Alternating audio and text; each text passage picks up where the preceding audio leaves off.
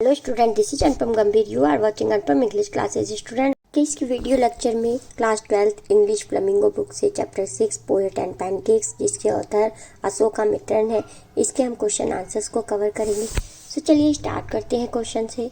Why was the office boy frustrated? Who did he show his anger on? Office boy किससे ज़्यादा परेशान रहता था और वो अपना गुस्सा किस पर दिखा रहा था? The office boy frustrated because despite getting a good opening, he remained only an office boy. Office boy इसलिए फ्रस्ट्रेट था, परेशान था, क्योंकि जब वो मेकअप डिपार्टमेंट में जॉब के पर्पज से आया था तो वो सोचता था कि मैं एक बहुत बड़ा एक्टर बनूंगा या डायरेक्टर बनूंगा, लेकिन वो एक ऑफिस बॉय बन के रह गया था। He had a good formal education and would write poetry also. उसकी एजुकेशन भी अच्छी थी और वो पोइट्री भी अच्छी कर लेता था, लिख लेता था। But his great literary talent was being allowed to go waste. लेकिन उसका जो इतना अच्छा टैलेंट था लिटरेरी का भी, वो भी उसका वेस्ट चला गया। क्यों चला गया? क्योंकि वो एक ऑफिस बॉय ही बन के रह जाता है। He shoved his anger on Kothamangalam Subbu the number 2 at Gemini studio. ये कोथामंगलम सुब्बू स्टूडेंट जेमिनी स्टूडियो के मेकअप डिपार्टमेंट में सेकंड नंबर पे आता था। फर्स्ट नंबर पे बॉस है, सेकंड नंबर पे सुब्बू आता था। तो इससे ऑफिस बॉय बहुत ही ज़्यादा चिढ़ता था, गुस्सा रहता था इससे, क्योंकि वो मेकअप डिपार्टमेंट में सेकंड नंबर पे था, इसलिए। Next, Subbu is described as a many sided genius. List 4 of his special abilities. Subbu के पास बहुत सारी क्वालिटीज थी, वही जो अभी बताया था प्रीवियस क्वेश्चन में, कि जो सुब्बू था वो जेमिनी डिपार्टमेंट में सेकेंड नंबर पे था। फर्स्ट नंबर पे बॉस के बाद उसका नंबर था, यानी कि वो बहुत ही ज़्यादा टैलेंटेड था। अब उसकी 4 एबिलिटीज बतानी है कि उसमें कौन कौन सी एबिलिटीज थी। तो फर्स्ट है, Subbu had ability to look cheerful at all time. हमेशा वो खुश रहता था। His sense of loyalty made him turn his entire creativity to his principal advantage. Film making was quite easy with Subbu around. Subbu की बहुत ही बड़ी क्वालिटी थी कि वो अपने प्रिंसिपल, ये जो बॉस थे उनके, उसके हर लाभ के लिए वो काम करने को हमेशा तैयार रहता था। और इवन कि जो सुब्बू था वो फिल्म मेकिंग में भी उसको, जो फिल्म मेकिंग का काम है उसको भी सुब्बू बहुत इजी कर देता था बॉस के लिए। तो बॉस को बहुत फ़ायदा होता था सुब्बू से। थर्ड क्वालिटी क्या थी? He was literary inclined to a poet. और अब वो पोएट भी था, पोएट्री करना भी जानता था, एंड नॉवलिस्ट, और वो नॉवलिस्ट भी था। He was an amazing actor. इसी के साथ साथ वो एक बहुत ही अच्छा एक्टर भी था। कभी कभी कोई सेट पे अगर कोई एब्सेंट भी होता था तो वो एक्टिंग भी कर देता था उसकी जगह पर सुब्बू।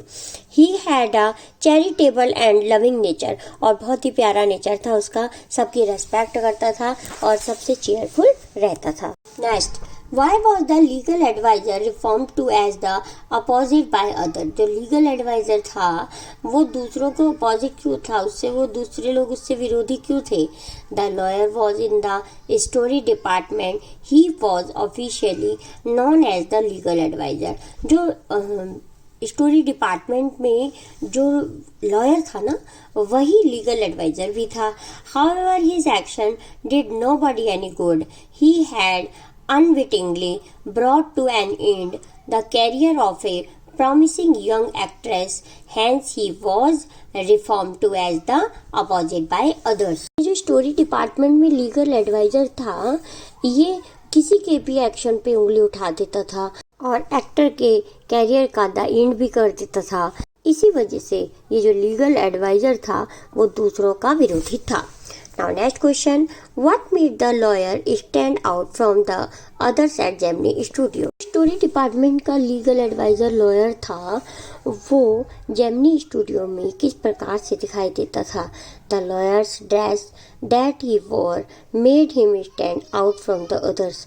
जो लॉयर की ड्रेस थी वो दूसरों से बहुत ही अलग थी, इसलिए वो जेमिनी स्टूडियो में अलग दिखाई देता था। He wore a pant and a tie and some time a coat also. तो मोस्टली वो क्या पहनता था, पैंट टाई पहनता था और कभी कभी वो कोट भी पहनता था। Other put on a khadi dhoti with a slightly oversized and clumsily tailored white khadi shirt, और जो बाकी सभी लोग थे वो खादी की यानी कि कॉटन की धोती और शर्ट ही पहनते थे, विच लुक्ड लाइक एवरीवन्स यूनिफॉर्म। इस प्रकार ऑफिस के सभी लोगों के विपरीत दिखाई देता था ये जो लीगल एडवाइजर यानी कि वहाँ का जो लॉयर था। Now next question, did the people at Gemini studio have any particular political affiliations? Most of the people at Gemini Studio were followers of Gandhi ji and wore khadi. जो ज़्यादातर लोग थे जेमिनी स्टूडियो में वो गांधी जी के फॉलोवर थे, यानी कि खादी ही पहनते थे, कॉटन के कपड़े ही पहनते थे। Beyond khadi and wearing of khadi they did not have any particular political affiliation. तो ये खादी पहनते थे, गांधी जी के फॉलोवर थे, उनको फॉलो करते थे, तो इसलिए उनमें कोई पॉलिटिकल एफिलिएशन हमें दिखाई नहीं देता। However they were all against communication, और इसके अलावा भी वो सभी लोग कम्युनिज्म से भी खिलाफ थे, कम्युनिज्म के भी खिलाफ थे सभी लोग जो जेमिनी स्टूडियो में काम करते थे। Now next question, name one example to show that Gemini Studio was influenced by the plays staged by MRA। MRA क्या है स्टूडेंट? ये MRA ग्रुप का नाम है, मोरल रीअरेंजमेंट आर्मी, जो एक बार जेमिनी स्टूडियो में आए थे। ऐसा इन्होंने क्या प्रस्तुत किया था स्टेज पे कि इसको जेमिनी स्टूडियो ने बहुत सालों तक फॉलो किया और इससे इन्फ्लुएंस्ड यानी कि इससे प्रभावित हुए। The plays stage by MRA greatly influenced Madras and Tamil army community for some years. Almost all Tamil plays had a scene of sunrise and sunset in the manner of Jonatham Valley, with a bare stage, a white background, curtain and a tune played on the flute. जब ये army आई थी MRA नाम की army, तो इन्होंने कैसा stage बनाया था जेमिनी स्टूडियो में कि एक इन्होंने सनराइज और सनसेट का सीन लिया और उस पर हल्की ध्वनि चल रही थी। कौन सी ध्वनि चल रही थी? बांसुरी की टोन चल रही थी हल्की हल्की से। और क्या किया था? वाइट कलर के कर्टेन लगाए थे और बैकग्राउंड इनका जो कर्टेन था वो वाइट कलर के कर्टेन का था और स्टेज बिल्कुल बेयर था, खाली था, और जिसपे सीन बने हुए थे। किसके सीन? सनसेट और सनराइज के सीन बने हुए थे और फ्लूट की ध्वनि निकल रही थी, जिसको बहुत सालों तक फॉलो किया था जेमिनी स्टूडियो वालों ने और इससे बहुत ही ज़्यादा वो प्रभावित हुए थे। Now next question, who was the boss of Gemini studio? के बॉस का नाम क्या है? तो mister SS Watson was the boss of the Gemini studio. Next question is, who was the English visitor to the studio? उनके MRA के बाद एक विजिटर आए थे जेमिनी स्टूडियो में, तो वो कौन थे? The English visitor to the Gemini Studio was the Stephen Spender। तो स्टूडेंट जेमिनी स्टूडियो में एक स्टीफन स्पेंडर आए थे, अपनी स्पीच देके चले गए थे। He was the editor of the Encounter, a British periodical and a famous English poet, essays the novelist of the 20th century। ये जो स्टीफन स्पेंडर थे, जब ये जेमिनी स्टूडियो में स्पीच देने आए थे तो उनकी स्पीच एक मिस्ट्री बन के रह गई थी, क्योंकि किसी को वहाँ पर समझ में ही नहीं आया था कि ये किस पे चर्चा करने आए हैं। लेकिन ये जो स्टीफन स्पेंडर थे वो एक द एनकाउंटर नाम की ब्रिटिश पीरियडिकल एक बुक थी जिसके ये फाउंडर थे और जो इन्होंने ही लिखी थी, उसके एडिटर थे ये, और ये बहुत ही ज़्यादा इन्होंने ऐसे और नॉवलिस्ट वगैरह लिखे 20th सेंचुरी के। Now next question is, how did the author discover who the English visitor to the studio was? हमारे ऑथर ये जो है अशोका मित्रन, इन्होंने खोज कर लिया था कि ये जो जेमिनी स्टूडियो में स्पीच देकर गए हैं कि ये कौन है। तो इन्होंने ये कैसे डिस्कवर किया, कैसे फाउंड किया कि ये जो आए थे वो स्टीफन स्पेंडर थे और द एनकाउंटर के एडिटर भी यही थे। तो before investing money in participating in English periodical The Encounter, the author did a research on the magazine. He went to the British Council Library where, while going through an issue of that periodical, he discovered that its editor was Stephen Spender, the poet that had once visited the studio। तो एक बार जब studio उन्होंने छोड़ दिया था, हमारे author काम करते थे जेमिनी स्टूडियो में, लेकिन जब उन्होंने स्टूडियो को छोड़ दिया था और वो ब्रिटिश काउंसिल लाइब्रेरी की तरफ जा रहे थे, तो एक बार उन्होंने देखा था एक फुटपाथ पर एक बुक बिक रही थी, और जो बुक थी वो स्टीफन स्पेंटर के द्वारा लिखी गई थी, और वहाँ से वो पहचान गए थे कि ये कम्युनिज्म पे जो स्पीच देने आए थे हमारे जेमिनी स्टूडियो में, ये स्टीफन स्पेंटर थे और ये द एनकाउंटर के एडिटर भी थे। Now next question is what does the God that failed refer to. ये द गॉड दैट फेल्ड किसके लिए रेफर किया गया है? The God that failed was a completion of 6 essays written by 6 eminent writers, namely Andrew Gide, Richard Wright, Legencio Ceylon, Arthur Koestler, Louis Fischer and Stephen Spender. Student, footpath से जो उन्होंने एक book खरीदी थी उसमें 6 एडिटर के द्वारा लिखे गए एसेस थे। इन 6 एडिटर, ये जो 6 एसेस लिखे हुए थे, इनके एडिटर्स के नेम भी इसमें बुक में लिखे हुए थे।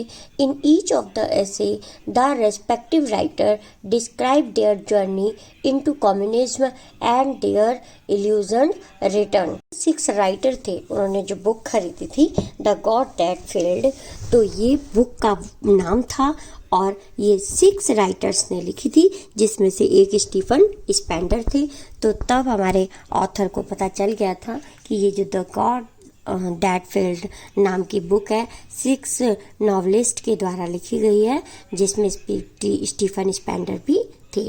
Why was the Kothamangalam Subbu consider number 2 in Gemini studio. जो कोथामंगलम सुब्बू थे वो जेमिनी स्टूडियो में सेकंड नंबर पर क्यों आते थे? Kothamangalam Subbu succeeded in securing the place closest to the boss by means of flattery. कितने भी बॉस के काम थे, ये जो सुब्बू थे वो उसको सभी को ऑर्डर को बहुत ढंग से निभाते थे। He was not brilliant but a rather cheerful person and exceedingly loyal to the boss. वो ना केवल एक ब्रिलियंट पर्सन थे सुब्बू, जबकि बॉस के आगे हमेशा वो चीयरफुल रहते थे और उनके सभी काम में मदद करते थे। तो ये सुब्बू कौन थे? सेकंड नंबर पे इसीलिए आते थे क्योंकि वो बॉस का सभी कहना मानते थे और उनके कामों को इजी कर देते बॉस के काम को। The boss was in a fix, thus the other employer considered him number 2 in Gemini studio. और बॉस भी उनको बहुत अच्छे से ट्रीट करते थे, प्यार करते थे और उनका सब कहना मानते थे, इसीलिए जेमिनी स्टूडियो में नंबर 2 पर सुब्बू आते थे। इसी के साथ स्टूडेंट ये वीडियो लेक्चर को कंप्लीट करते हैं। I hope this video lecture is very helpful to you. If yes, please like this video, share this video and subscribe my channel for more videos. Thank you so much for watching. मिलते हैं next video lecture में, तब तक के लिए bye.